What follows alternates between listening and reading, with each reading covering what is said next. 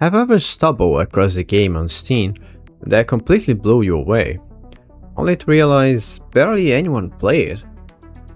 Incredible art, tight controls, glowing reviews, yet the active player count is stuck in the single digits. It happens all the time. The developers spend 3 years pouring their heart into a project, quits their day job, and polishes every mechanic to perfection. Then launch day arrives, and it's total silence. We like to think the game world is a pure meritocracy, that if a game is brilliant, players will naturally find it. But Steam is quietly filled with the ghosts of masterfully crafted games that vanish without a trace. They didn't die because they were bad. They died because of invisible systems operating behind the storefront. Most players blame a shadowy, all-knowing algorithm pulling the strings from the darkness.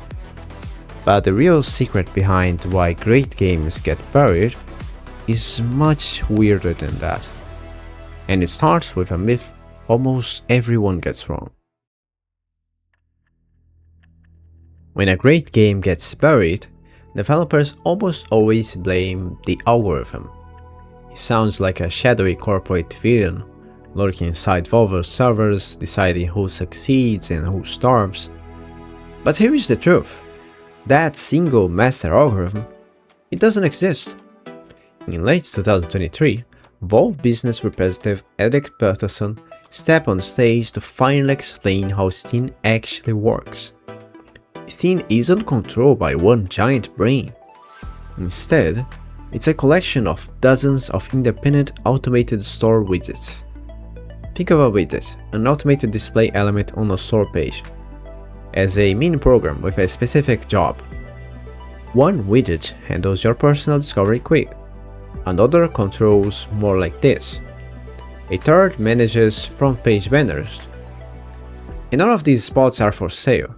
Steam doesn't sell ad space, so every pixel on the store real estate is strictly organic, earned purely by player interest and sales. So instead of fighting one big boss algorithm, a game has to impress a whole network of these automated judges. Each widget looks for different signals, constantly testing whether your game deserves a spotlight. And the very first test every widget looks at starts long before launch day, with your wishlist count. But as many developers learn the hard way, not all wishlists are created equal. So, if the individual widgets call the shots, how do they decide which games deserve a spot on the front page before they even launch? Most developers think the answer is simple: collect as many wishlists as possible, reach 50,000, pull up the party hats, right? Well, not quite. Total wishlists are actually a dangerous illusion. Industry analyst Simon Corliss showed that for games with over 25,000 wishlists, the median first week conversion rate sits at a modest 15%. If your game costs more than $10, that drops to just 10%. On top of that, Steam's 2 weeks notification cooldown and user private settings mean up to 40% of your wishlisters won't even get the launch email. Why? Because a wishlist from 3 years ago is practically dead weight. The store widgets don't care about passive hoarding, they care about momentum, or what we call wishlist velocity. To rank on Steam's popular upcoming tab, you don't just need a high total, you need a sudden spike of 7 to 10,000 new wishlists in the final weeks before release. A slow-burning game built over 5 years gets sidelined by a title that went viral last Tuesday. And if your pre-launch velocity is strong enough to push you into that spotlight, congratulations, you just earned your ticket to launch day, where Steam subjects your game to a brutal automated trial run. So, you've built your pre-launch momentum and finally hit that scary green release button. What actually happens behind the screen during those first critical hours? Valve doesn't manually review your launch or grant you a pity feature. Instead, Steam triggers a high-stakes automated stress test. On day 1, the store hands your game a trial budget of roughly 25 to 35,000 impressions, pushed straight into real players' discovery quiz. Think of this as a high-speed audition.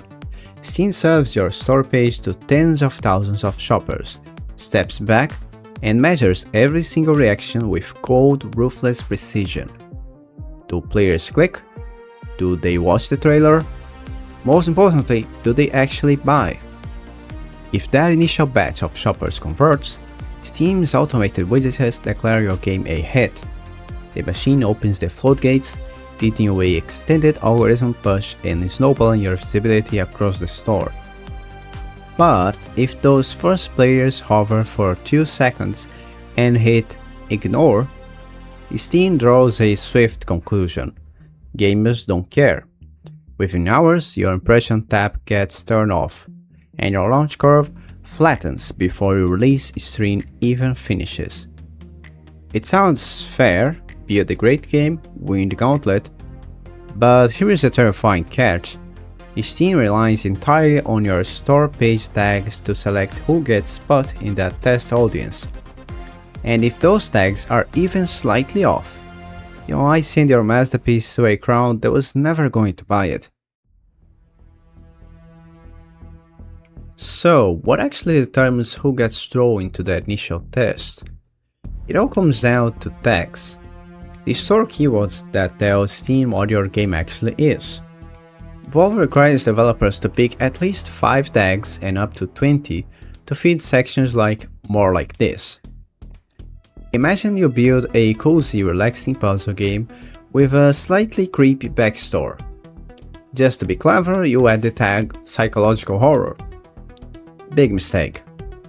Steam's system takes you at your word and feeds your peaceful puzzler directly to hardcore horror fans. They click, say colorful blocks, and close the tab in 2 seconds. Steam doesn't realize it invited the wrong audience. It only sees a sudden catastrophic drop in purchase rates. To the algorithm, that drop means one thing: players don't want this game. In an instant, your impression gets cut and your store page gets buried. You didn't fail because your game was bad, you failed because you gave the machine the wrong instructions. Once your conversion rate takes a hit, the visibility engine shifts its focus to the ultimate metric driving Steam's front page: cold hard cash. Many players assume Valve's editors handpick the main store banners, choosing their favorite indie darlings over morning coffee. In reality, prime real estate like top sellers and feature and recommended is automated almost entirely by total gross revenue. When a game makes money quickly, Steam rewards it with more store impressions, which is just the industry term for how many times your game pops up on a shopper's screen. More impressions mean more buyers, creating a powerful feedback loop. But if early sales stall, the engine cuts its losses and redirects that traffic elsewhere. Even developers who played every card right can get caught off guard by a hidden boundary here. You might think having 50,000 wishlists means 50,000 people receive a store email on launch day. But Valve enforces a strict 2-week notification cooldown per user alongside the account verification rules. In practice, only 60 to 75% of your wishlist holders actually get that launch alert. If a game doesn't instantly convert that launch window into real revenue, Steam's machine simply moves on to the next contender. When you add all this up, the true picture of Steam finally comes into focus. It isn't a digital version of your local game store with a friendly clerk pointing out hidden gems. It is a fully automated market for human attention. Valve built a machine that runs entirely on real player behavior. There is no shadowy committee in Bellevue deciding who wins and loses, and there is no single master algorithm holding all the keys. Instead, the store is a network of automated widgets quietly running split tests on real shoppers every second of the day. When a game launches, the machine grants it that initial burst into the discovery tree. If players click, buy, and keep playing, the automated flywheel kicks in, turning early momentum into prime front page real estate. But if conversion drops, whether because of mismatched tags, slow pre-launch wishlist velocity, or a price deposits the wallet, the system ruthlessly cuts the pipeline and diverts those impressions elsewhere. That is the true trade-off of modern game publishing. Decades ago, a handful of corporate gatekeepers in suits decided which games made it to store shelves and which ones die in pitching meetings. Steam demolishes those gatekeepers and replaces them with code that treats every title as a cold hypothesis to be tested. That trade-off bought total democratic access. Any developer on Earth can put their dream in front of millions of players without asking for permission. But the cost is complete indifference. The system doesn't care how many years of love went into a project, or how artistic its vision might be. The games that disappear into the graveyard aren't victims of a black box conspiracy or a manual shadow ban. They are simply titles that lost a series of automated experiments. And those massive breakout hits dominating your store page, they don't get picked by a magic algorithm.